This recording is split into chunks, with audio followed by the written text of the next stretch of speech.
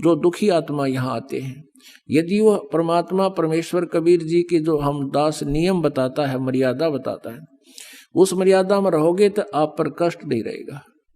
आप ये सोच कर आते हो कि आज ही जादू मंत्र जंत्र कर दे गुरुजी और फिर हम अपने राज्य गुरुजी अपने, नहीं, ये काम हम नहीं करेंगे। परमात्मा का उद्देश्य है कि तुम यहाँ आओ, इस ज्ञान से परिचित हो।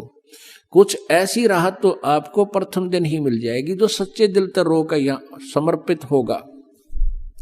समर्पित का अर्थ है कि हम जो भी मार्गदर्शन आपको करें, भाई बीड़ी शराब मांस तंबाकू नहीं पीनी है, अन्य किसी देवी देवता की भक्ति जो तुम पहले करते थे वो नहीं करनी है, इन सभी मर्यादाओं को जो हृदय से मानकर समर्पित होता है उसी दिन से राहत शुरू हो जाती है। लेकिन हमारे भक्त और कुछ वो स्वयं भक्त पुस्तक आदि ज्ञान सुनकर पढ़ कर आते हैं, तो उनके धारणा ये होती है कि बार चल कर देखता हूं, राहत मिलेगी तो ठीक है, नहीं तो नहीं। ऐसे व्यक्ति को यहाँ कति राहत नहीं मिलेगी, चाहे आइयो चाहे मत आइयो। हमारा उद्देश्य है कि आपको राहत तो अवश्य मिलेगी, गारंटीड मिलेगी, आपके ऊपर कोई कष्ट नहीं रहेगा, ये मेरे से लिखवा लो तुम। लेकिन जैसे हम कहें ऐसे करते रहो। आपको बार बार यहाँ बुलाने का उद्देश्य है कि आप भगवान से परिचित हो जाओ, और परिचित होने के बाद फिर अननेसेसरी डिमांड खत्म हो जाएंगी, जिनके कारण हम भगवान से दूर होते चले जाते हैं, जिनकी हमें आवश्यकता नहीं। और फिर आप देखना प्रतिदिन भगवान कितने सुख देगा, आपकी सोच भी नहीं सकते। वेद पढ़े पर वेद न जान, ये बच्चे पुराण 18, जड़ को अंधे पत्ते खुआवे, ये भूल गए सिरजनहारा।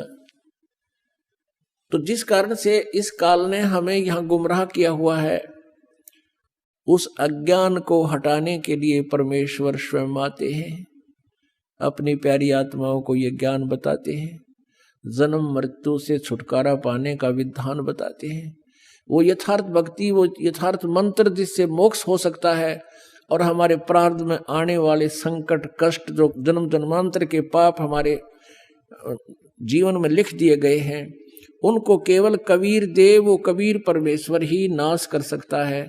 जैसे पुण्य से सुख होता है, पाप से कष्ट होता है, दुख होता है। जब तक हमारा पाप नहीं कटेगा हम सुखी नहीं हो सकते। तो उस पाप को काटने वाले केवल कबीर गॉड है, कबीर जी परमेश्वर जी ही वो है। अन्य कोई प्रारब्ध के किसी भी पाप का या किसी भी पाप का और प्रारब्ध के कष्ट का निवारण नाश नहीं कर सकता, केवल कबीर देव कर सकता है। अपनात्माओं, किसी के पैर में कांटा लग गया हो और ये अज्ञानी ऋषि महर्षि क्या कहा करते थे, जैसे कोई संकट निवारण करने के लिए ऋषि महर्षि संतों के पास जाते थे, प्रथम तो वो जंतर मंत्र बताते थे, ऐसा कर ले, ऐसा जाप कर, इतना 1000 जाप ये कर ले, 11,000 गायत्री जाप कर ले, क्या 1100 रुपये का ये भंडारा करवा दे। सब कुछ कराने के उपरांत भी कोई लाभ नहीं होता था। तो वे क्या कहते थे, वो अज्ञानी और वेद ज्ञानहीन ऋषि महर्षि गुरु ब्राह्मण, कि ये तुम्हारे प्रारब्ध का कष्ट है, तुम्हें भोगना ही पड़ेगा। उदाहरण देते थे, श्री कृष्ण जी ने श्री राम रूप में सुग्रीव के भाई को मारा था, बाली को धोखा देकर वृक्ष की ओट लेकर। वो उसके प्रारब्ध में लिखा गया था, उस प्रारब्ध के कर्म का भोग श्री कृष्ण रूप में विष्णु जी ने भोगना पड़ा। फिर हम चुप हो जाते थे, हमारे पास तर्क नहीं था, तर्क की गुंजाइश नहीं थी, लेकिन आत्मा में हार नहीं थी। हम ये सोचते थे कि नहीं, भगवान ऐसी कोई शक्ति है जो हमें लाभ अवश्य देगा, क्योंकि आत्मा परमात्मा से परिचित है कि वो परम शक्ति है। लेकिन अज्ञान ने इसके ऊपर इतने आवरण छा दिया कि ये विश्वास नहीं कर पाती, और लेकिन ये रुक भी नहीं पाती, और जिस कारण से ये कभी किता झाड़े लाने वालों के पास, किता को भूत प्रेतों के जंतर मंत्र करणियों के पास, किसी ऋषि महर्षियों के पास, या किसी मंदिर और मस्जिद गुरुद्वारों में जा जाके अपनी मन्नतें मांगते हैं, और आखिर में ज्यों के त्यों ही रह जाती हैं, क्योंकि वहां वो विधान, वो सिद्धांत नहीं है, वो मंत्र नहीं है जिससे प्रारब्ध का नाश हो सके।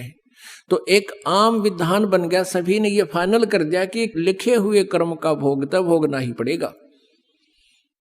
पाप नाश नहीं हो सकते, पाप कट नहीं सकते, और पाप कटे बिना सुख नहीं हो सकता। जैसे किसी के पैर में कांटा लगा हो और वो किसी से बताए कि मेरा पैर में दर्द बहुत हो रहा है, उसने पैर को धो साफ करके बता दिया कि तेरे पैर में कांटा लगा है, और वो व्यक्ति यूं कहे, ये वो जो बताने वाला कि कांटा लगा है, और वो ये कहे कि कांटा तो निकलेगा नहीं, अब जूते पहन ले, भविष्य में कांटा नहीं लगेगा। कांटा लगे पैर में जूता पहना नहीं जा सकता, कांटा निकले पीड़ा कम हो। फिर इस डर से जूता पहनेगा वो प्राणी के हे भगवान कहीं फिर कांटा ना लग जाए, उसकी पीड़ा बहुत होती है।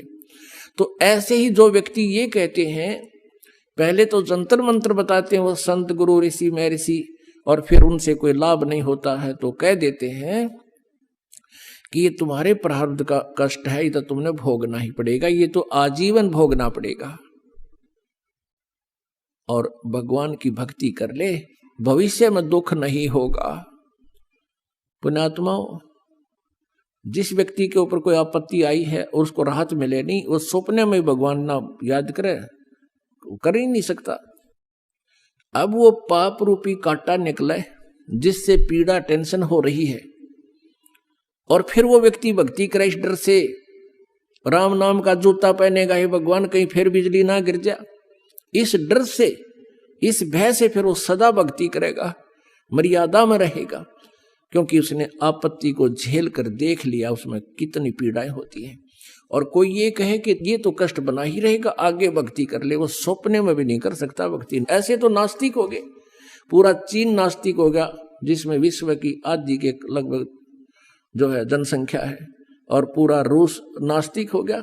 जो पहले सब आस्तिक थे, महात्मा बुद्ध को माना करते थे, उनको महात्मा मानकर, संत मानकर उनकी शिक्षाओं को ग्रहण किया उनके पूर्वजों ने, लेकिन आध्यात्मिक लाभ नहीं मिला। औपचारिक ज्ञान जो महात्मा बुद्ध ने बताए तो आम माता पिता अपने बच्चों को बता देता है, लेकिन जब तक उसके पास समाधान नहीं है, परमात्मा का सहयोग साथ नहीं है, और वो मंत्र नहीं जिसे पाप नाश हो, जीव परमात्मा को नहीं मान सकता। और काल यही चाहता है कि नास्तिक हो जाए, कलयुग में विशेषकर, उससे पहले कोई नास्तिक नहीं था। द्वापर तक आप देख लो, सब इतिहास है, चारों वर्ण भक्ति किया करते थे, परमात्मा से डरते थे, आसरा रखते थे भगवान पर। कलयुग में एक विशेष परमात्मा की और काल का एक विशेष वार्ता और संधि हुआ है, एक कंप्रोमाइज हुआ है कि काल ने परमेश्वर से जो पहली बार भगवान रूप बदल कर आए थे, रूपांतर करके अपने पुत्र जोगजीत के नाम से, तो काल ने कहा था भगवान 3 युगों में जीव कम ले जाना, और कलयुग में जब चौथा युग आवे उस कलयुग में आप कितने ही जीव निकाल ले जाना। तो काल ने ये सोच रखा था कि कलयुग में इनको ऐसा बना दूंगा, सतयुग त्रेता द्वापर में इनके पुण्य रहेंगे, और कलयुग में वो पुण्यहीन हो जाएंगे, और अन्य ना जाने कितने पंथ बना दूंगा, ना जाने कितने धर्म बना दूंगा, और इनको नास्तिक कर दूंगा। और आज उसने वो सब काम कर रखे हैं। तो परमेश्वर ने कहा था कि ठीक है, सतयुग त्रेता द्वापर में कम जीव ले जाऊंगा, और चौथा युग में मैं आप देख लूंगा तेरे को। अब ये वार्ता फिर बताएंगे, आज प्रसंग कुछ और है। अब कहने का भाव ये है कि जब तक हमारा पाप नाश नहीं होगा, कांटा नहीं निकलेगा, तो पीड़ा मिटे नहीं, और पीड़ा नहीं मिटेगी तो जूता पहना नहीं जा सकता। ठीक इसी प्रकार जो दुखी आत्मा यहाँ आते हैं, यदि वो परमात्मा परमेश्वर कबीर जी के जो हम दास नियम बताता है, मर्यादा बताता है, उस मर्यादा में रहोगे तो आप पर कष्ट नहीं रहेगा। आप ये सोच कर आते हो कि आज ही जादू मंत्र जंत्र कर दे गुरुजी और फिर हम अपने राज्य गुरुजी अपने, नहीं, ये काम हम नहीं करेंगे। परमात्मा का उद्देश्य है कि तुम यहाँ आओ, इस ज्ञान से परिचित हो, कुछ ऐसी राहत तो आपको प्रथम दिन ही मिल जाएगी जो सच्चे दिल तक रो कर यहाँ समर्पित होगा। समर्पित का अर्थ है कि हम जो भी मार्गदर्शन आपको करें, भाई बीड़ी शराब मांस तंबाकू नहीं पीनी है, अन्य किसी देवी देवता की भक्ति जो तुम पहले करते थे वो नहीं करनी है। इन सभी मर्यादाओं को जो हृदय से मानकर समर्पित होता है उसी दिन से राहत शुरू हो जाती है। लेकिन हमारे भक्त और कुछ वो स्वयं भक्त पुस्तक आदि ज्ञान सुनकर पढ़कर आते हैं, तो उनके धारणा ये होती है कि बार चल कर देखता हूं, राहत मिलेगी तो ठीक है, नहीं तो नहीं। ऐसे व्यक्ति को यहाँ कतई राहत नहीं मिलेगी, चाहे आइयो चाहे मत आइयो। हमारा उद्देश्य है कि आपको राहत तो अवश्य मिलेगी, गारंटीड मिलेगी, आपके ऊपर कोई कष्ट नहीं रहेगा, मेरे से लिखवा लो तुम। लेकिन जैसे हम कहें ऐसे करते रहो। आपको बार बार यहाँ बुलाने का उद्देश्य है कि आप भगवान से परिचित हो जाओ, और परिचित होने के बाद फिर अननेसेसरी डिमांड खत्म हो जाएंगी, जिनके कारण हम भगवान से दूर होते चले जाते हैं, जिनकी हमें आवश्यकता नहीं। और फिर आप देखना प्रतिदिन भगवान कितने सुख देगा, आपकी सोच भी नहीं सकते।